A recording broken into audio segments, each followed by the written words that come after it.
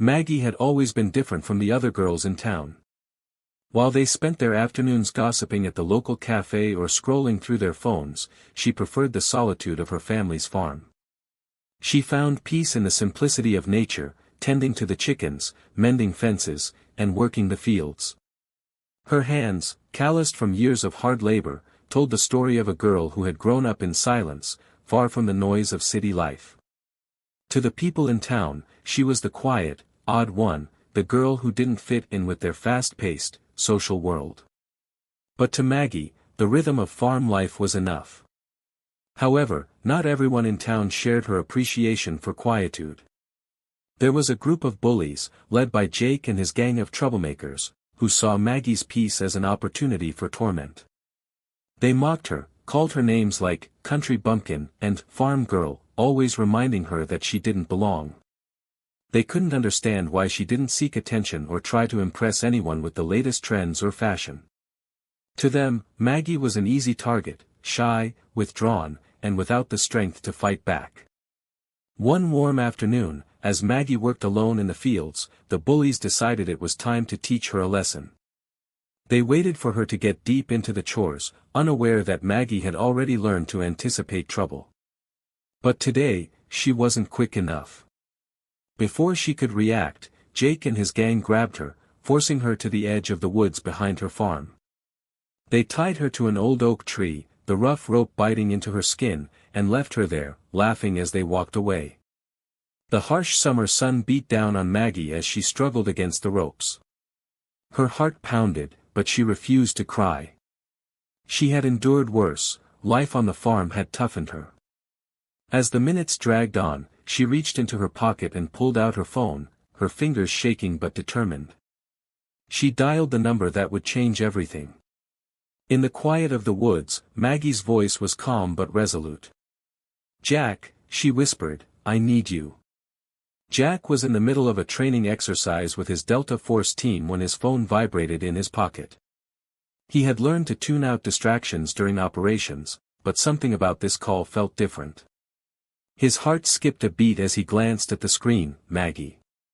The name alone sent a rush of warmth through him, but he couldn't ignore the sudden tightness in his chest. They didn't call him unless it was important. He stepped away from the group, his mind already running through scenarios. Maggie rarely reached out to him, especially not in the middle of his missions. As he answered the call, her voice echoed through the line, steady but strained. "Jack," she whispered, and even through the calmness in her tone, he could hear the fear. "I need you." His body went rigid, a sense of urgency overtaking him. Maggie's calmness was not a sign of safety.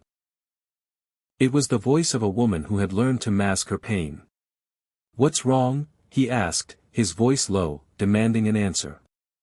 I'm fine," she said quickly, but there was a crack in her voice. "It's just, some of the guys in town, Jake and his friends, they tied me up. I'm at the old oak tree behind the farm." Jack's heart dropped to his stomach.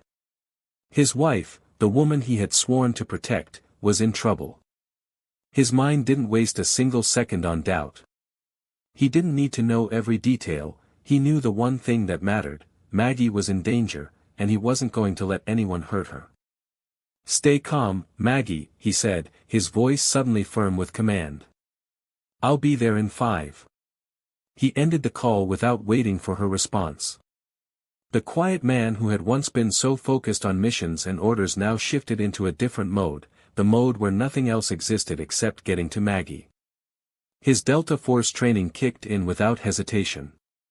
His team, already prepared for anything, was on their way within seconds. As Jack moved quickly through the compound, barking orders at his soldiers, he couldn't stop the image of Maggie tied to that tree from flooding his thoughts.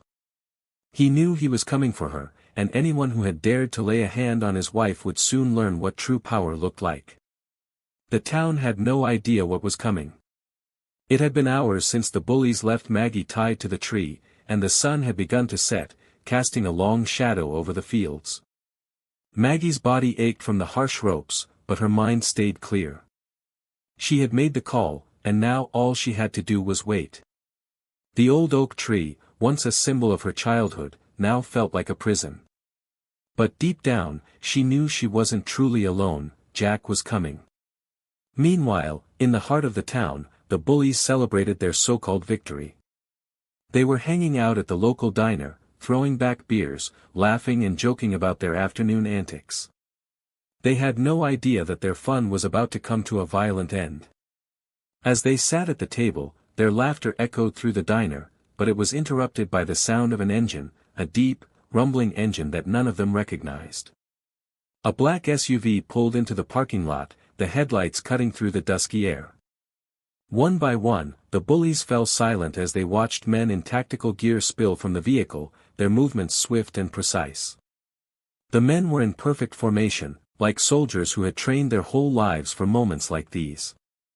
They didn't have to say a word, their presence alone sent a cold shiver through the group. Jake, the leader of the bullies, stood up, his confidence faltering for the first time that day. His eyes widened as he saw one man step forward, Jack. The silence was thick and suffocating. Jack's eyes locked with his, and there was no mistaking the cold fury in them. Without a word, Jack signaled to his team, and the bullies were quickly subdued, disarmed, and thrown to the ground. "Where is she?" Jack's voice was calm but lethal. "Who?" Jake stammered, his bravado crumbling. "My wife," Jack said, his tone never changing. "Where is she?" Jake swallowed hard, realizing he was in way over his head. With shaking hands, he pointed toward the woods, his voice barely a whisper. "She's back there. By the old oak tree." Jack didn't need any more information. He turned, his team already moving to surround the bullies, ensuring they couldn't run. He didn't need to waste time on punishment, justice would come later. Right now, he had only one goal, Maggie. As he walked into the woods, the familiar feeling of adrenaline coursed through him. He was close. Maggie was close. And nothing was going to stop him from bringing her home safe. The trees parted as Jack pushed through the thick brush, his heart hammering in his chest. Each step felt like an eternity, but he knew he was getting closer. His mind raced with thoughts of Maggie, her calm, controlled voice on the phone, her strength in the face of terror. But he could feel the anger bubbling up beneath his composed exterior. No one touched what was his. No one. As he reached the clearing, he saw her. Maggie was sitting against the trunk of the old oak tree, her hands bound tightly, her face pale but unbroken. The sight of her bruised wrists sent a jolt of rage through him, but when her eyes met his, something changed. Her expression was soft, relieved even. She had known he would come for her, and now, the world was right again.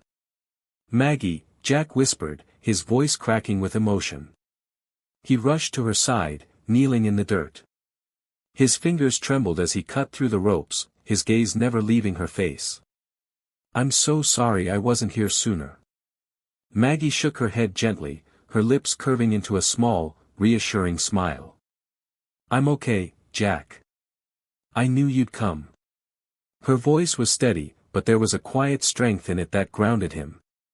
With the ropes finally cut, Jack pulled her into his arms, holding her close. The smell of earth and grass filled his nose, mingling with the scent of her hair, which still carried a hint of lavender. He was almost afraid to let go, as if holding her tightly was the only way to keep the world from falling apart again. But he knew he couldn't protect her from everything. "We're not done," Jack murmured, his jaw clenched. He stood up, helping Maggie to her feet. They walked back toward the town, hand in hand. The bullies had been subdued, but that wasn't enough. Justice would come, and it would be swift. But for now, all that mattered was that Maggie was safe. As they neared the edge of the woods, Jack's team was already at work, preparing the bullies for transport. They would face the consequences of their actions, and Jack wouldn't rest until they had. He looked at Maggie one last time, his eyes softening. "You're stronger than they could ever understand." Maggie smiled, her gaze steady. "We both are." And as they walked back toward the life they had built together, Jack realized something profound. his love for her was fiercer than any battle he had ever fought. And nothing would ever break that bond.